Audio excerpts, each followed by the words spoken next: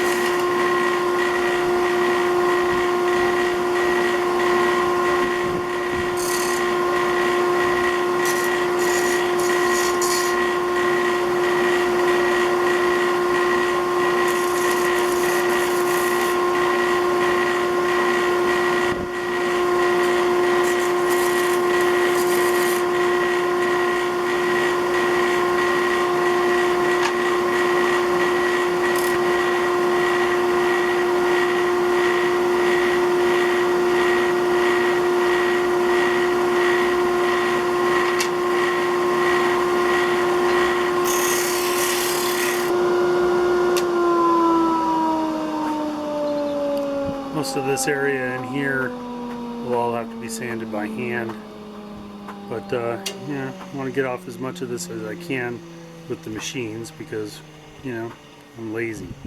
So there they go, looking pretty good. There's the original, the bottom side baffle looks really good. Just about ready to go try and find out where my holes were, because I had this mounted at one point, so we'll have to find those. Hey guys, Don Rice here, and this white outline here outlines one of the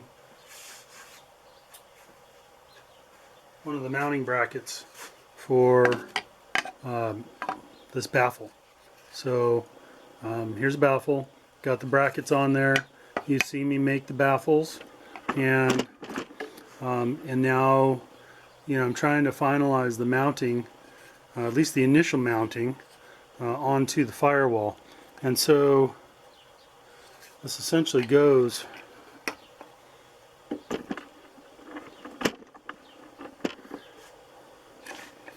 that white outline essentially is where the big fender washer goes that holds this whole firewall assembly onto the plane. So, so that's why that's cut out right there. All right. So I've already match drilled here, here, and here. Now, what I want to have is 632 bolts going down these 3 holes, and those will hold the brackets for that baffle in place. The problem here is that what's below this hole is not a 1/2 inch of firewall. It's a 1/2 inch firewall plus a 1/2 inch of drop back firewall plus 5 millimeters of this plate thing here. And so there's over an inch, inch and a quarter thick. I don't need to be using long ass bolts like that. So this is where 2 of those holes, those mounting holes, come through. And so my intention now is I'm going to use a Forstner bit, and I'm going to countersink down a ways, at least a 1/2 inch down, probably 3/4 of an inch down, and then sink my the blind nuts. So the blind nuts will be countersunk down into this whole mess quite a ways, and the reason for that is so I don't have a whole bunch of different types of hardware. I mean, when I'm disassembling this, it's kind of nice to have 1 or 2 or 3 different sizes of bolts, you know, in a pile to choose from when you're putting it all back together. But if I've got 4 or 5 or 6 different sizes, then yeah, it just becomes a pain. So I'm trying to make the maintenance a little easier, even though it makes my life a little harder right now. So here we go.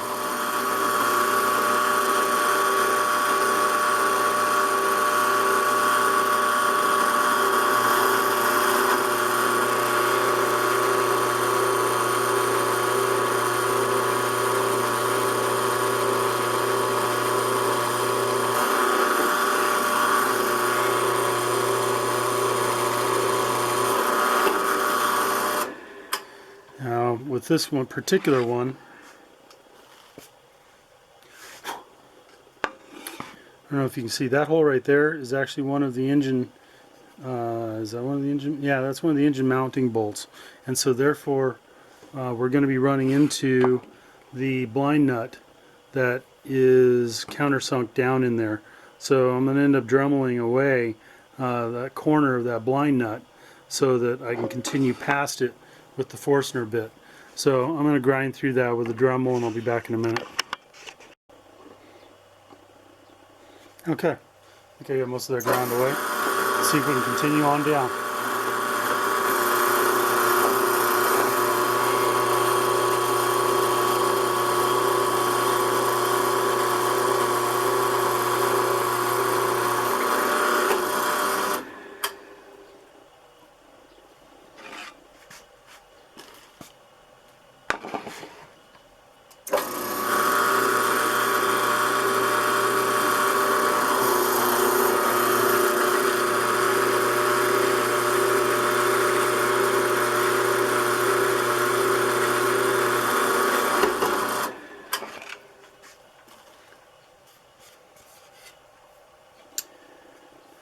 Well, that was unexpected.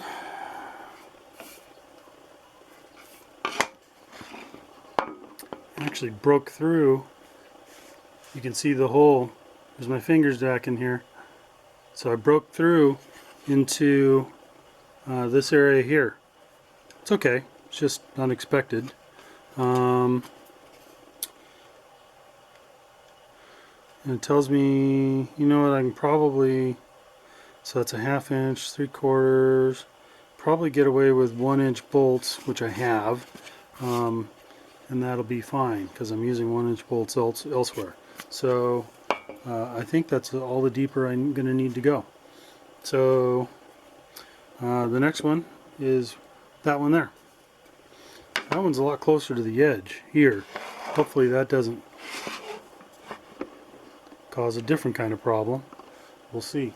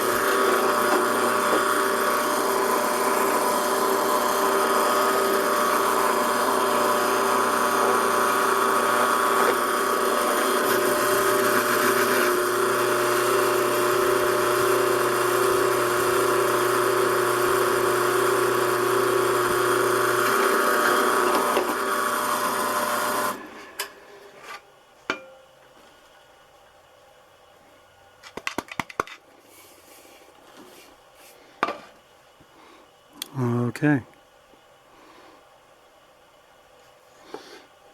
It looks nice and clean. Alright, got 2 holes. Hopefully the blind nut fits. Let's see. Yep, it fits. That's good. Okay, the only thing I need to do now is these holes were small. I left them small so that the Forstner bit would track down properly. Now I can open these up to make them a clearance hole for a 632. I use 149 thousandths bit for that. So I'll run these down with 149 thousandths. So I should be able to finalize the mounting of that one baffle, which will be great later. Okay, so all 3 holes are prepped and ready to have the blind nuts pulled in. I used a Forstner bit here just to kind of score it and go about halfway down into the carbon. I know from the last time I tried to Forstner bit the carbon that once it breaks through the carbon balsa barrier, yeah, it can chew a bunch of that balsa out, and I didn't want that to happen. So I only went about halfway through the carbon, and then I did the rest of that with like a milling bit on my Dremel, and just carefully went down through the carbon and made a platform there for the T-nut, for the blind nut. And the reason I'm countersinking it is because this ring needs to sit flat against this lip of the fuselage here. So got to countersink all those T-nuts so that they don't interfere with that lip. Okay, so I'm going to mix up some epoxy and sink those things down. Alright, so these are the 3 bolts I will use to sink the blind nuts. The blind nuts that have gone AWOL.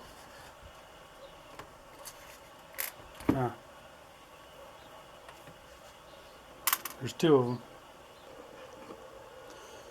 Alright, so in this case I'm going to use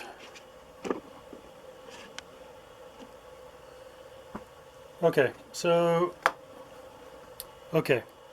in this case I'm going to use high salt E20 non-sag, and the reason I'm using this is because I don't want to be waiting for 4 hours for it to set up, and this will set up in about an hour, and I'll be able to continue making progress on some other part, and I will use that hour to, I don't know, take a nap or catch up on my RCSB threads. Who knows? Anyway, we'll mix this up. I use my old business cards, got thousands of them for this, and there we go. So, yep, forgot one thing. So one of the things I like to do is, let's see if we can get this thing to, so the barrel on a T-nut is perfectly smooth, and these teeth are perfectly smooth. I don't like that. There's nothing there to bite onto. So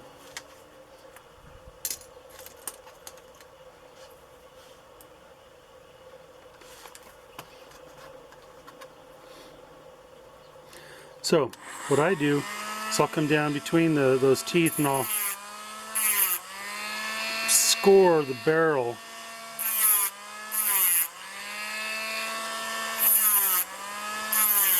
put 2 scores in it like that, and then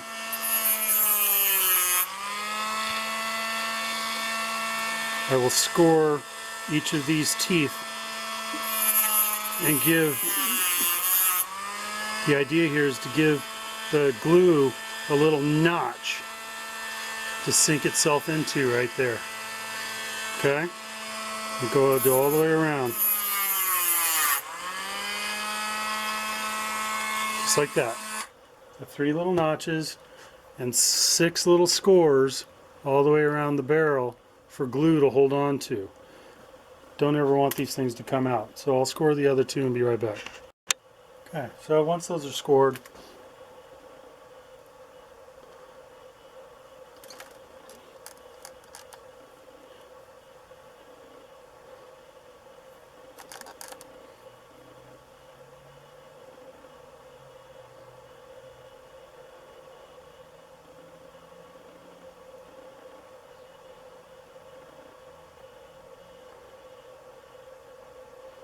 and just like that, put it on pretty heavy.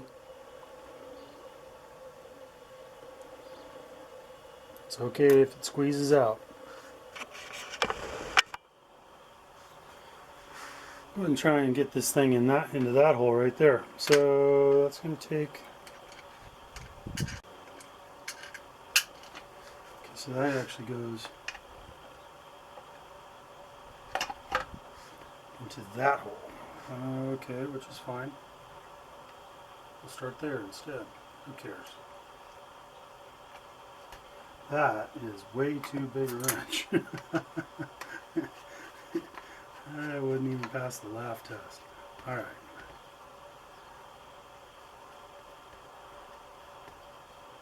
There we go. I don't know if you can see, but there the glue is starting to squeeze out. Nice. Just like that. What I will do is, I want this particular T-nut to sit flush. So I'm not going to make a huge mess of glue all around it like I normally would. Just try and keep it neat.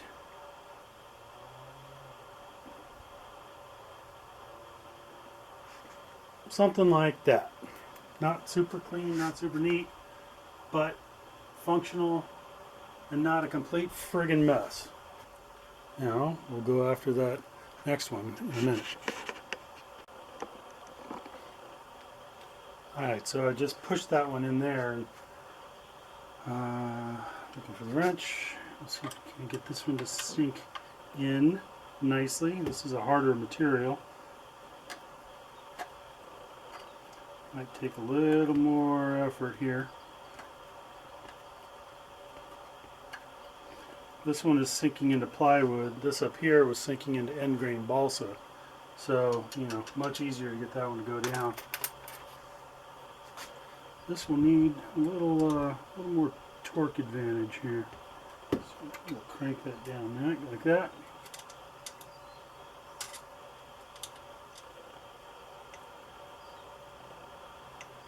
Hello, where are you?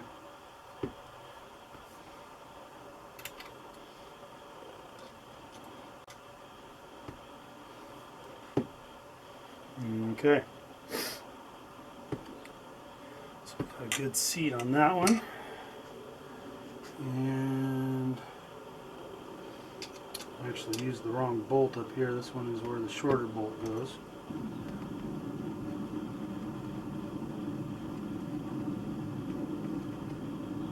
Don't need a bolt in there anymore anyway. Let's see if we can get the bolt to go through the last hole. Yep, piece of cake. Alright, let me goop up the last blind nut and bring it back. Okay, so I have a little mouse trap here. I've got the blind nut on a wire, kind of holding it centered in place.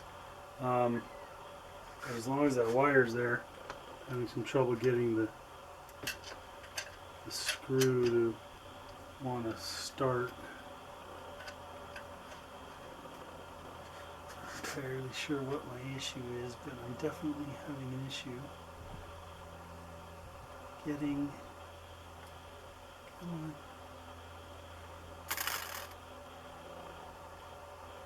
Doesn't help that the hole is basically smaller than all of my fingers. That feels like I might have gotten it into the. Might have gotten the shaft to go into the hole there. So start threading. Yay! All right, we're threading. All right, and now it's sinking its way into the plywood, which again doesn't. This kind of a handle doesn't give you a great deal of torque. So you know, at some point you gotta break down and go to this, which is a slower process and a little more aggravating process, but you can apply a lot more torque. This very moment in time. Okay, good. So that's properly synced.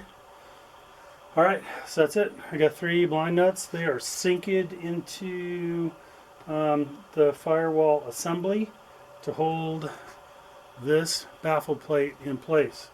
And so what I'm going to do is I will use a little bit of the leftover epoxy here, and I will paint it around the edges of these blind nuts to help secure them forever in place. And that's it. You know, same thing has to be done with the other baffle, but you get the idea. This one's done. Later.